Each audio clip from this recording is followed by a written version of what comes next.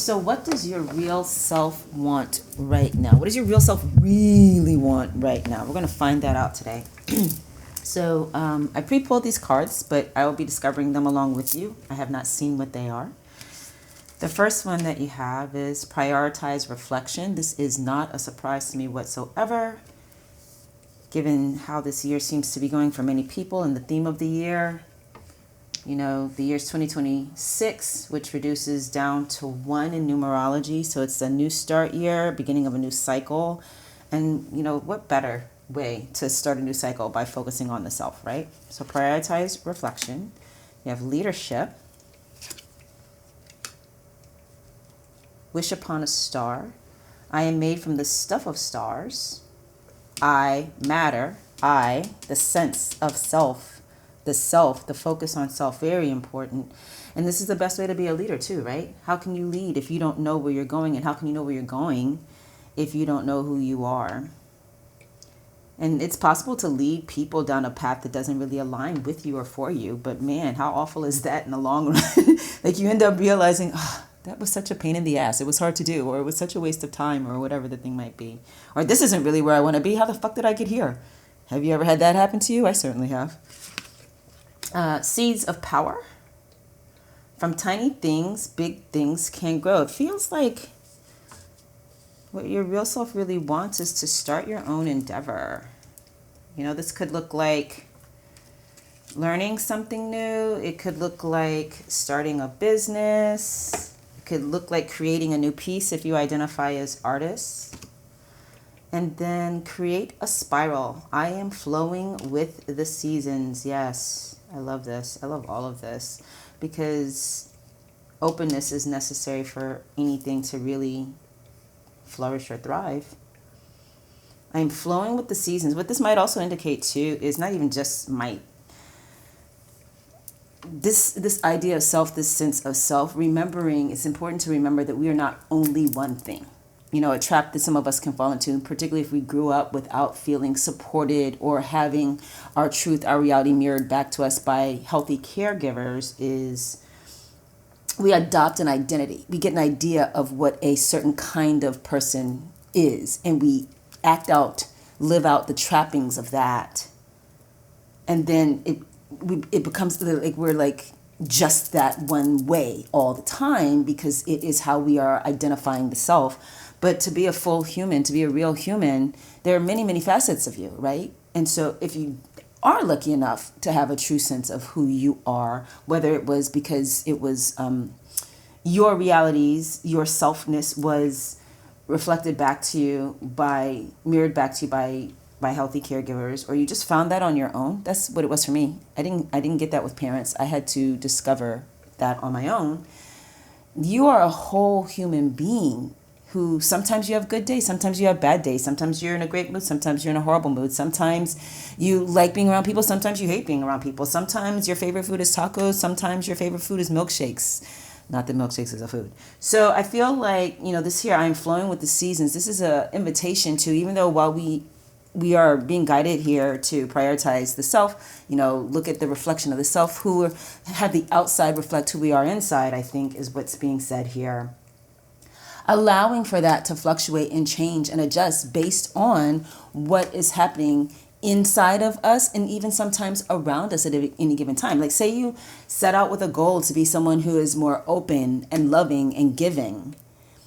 What that also means is you're allowing yourself to be more vulnerable. And so one of the things that you have to be mindful of is, where is it safe to do that? With whom is it safe to do that? You cannot take care of yourself if you go, I'm going to be more open and giving and loving and more present for more people, and then put yourself in toxic or bad situations, toxic or bad environments, toxic and bad connections that you may have already identified, and expect that to work out to your favor, right? So flowing with what is presented to you, what is around you, is a big part of this. So we have here, yeah, you're going to be creating something this year for sure. Next card we have says industrial production, manufacturing process, assembly line. Now, this is not saying you have to go and work in a factory. But there is something here about being in a space where things are created.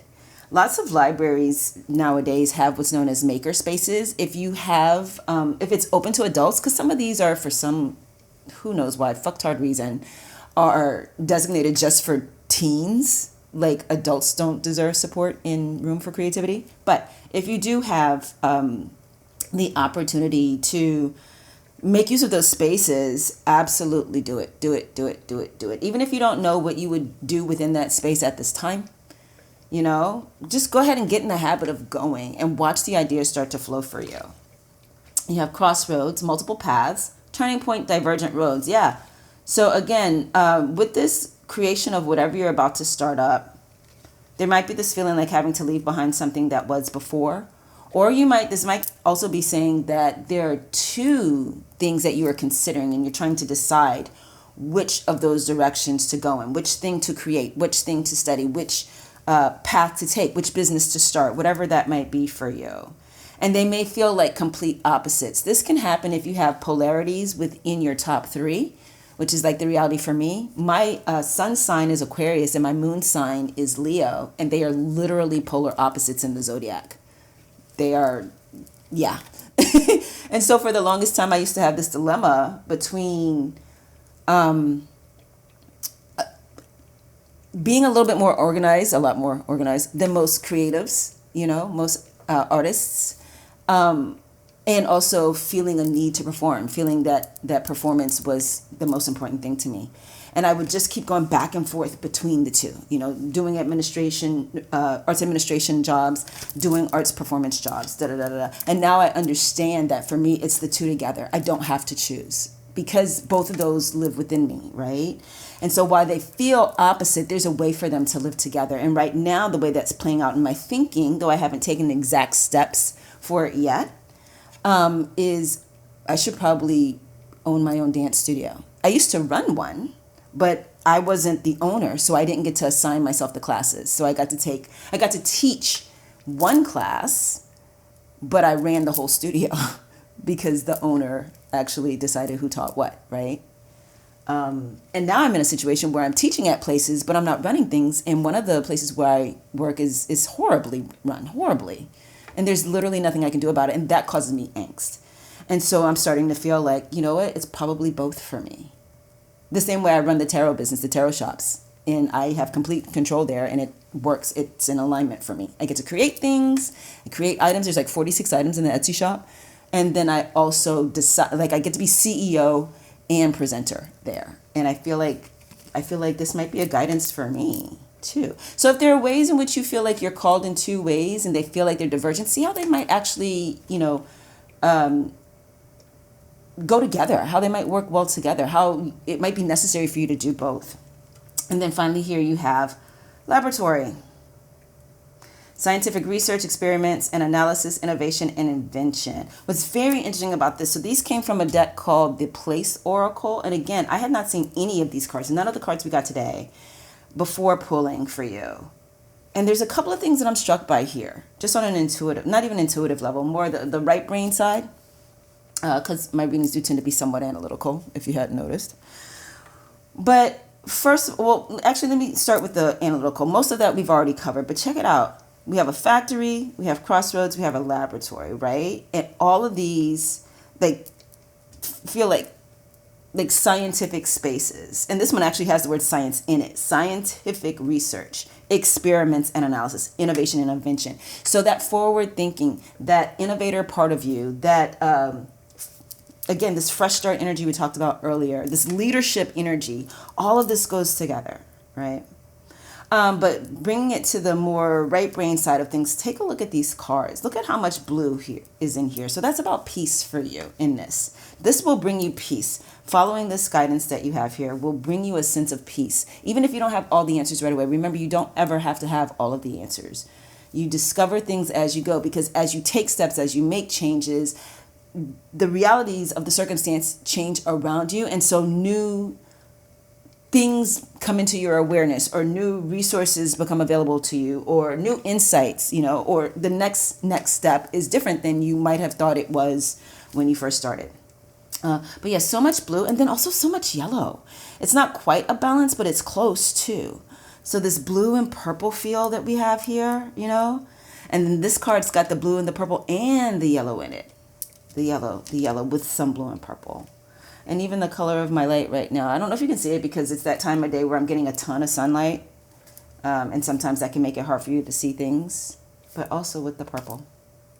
All right, so this is what I have for you right now. Your real self really wants to start something and be in charge of it. Have it be your own brainchild and a passion at the same time.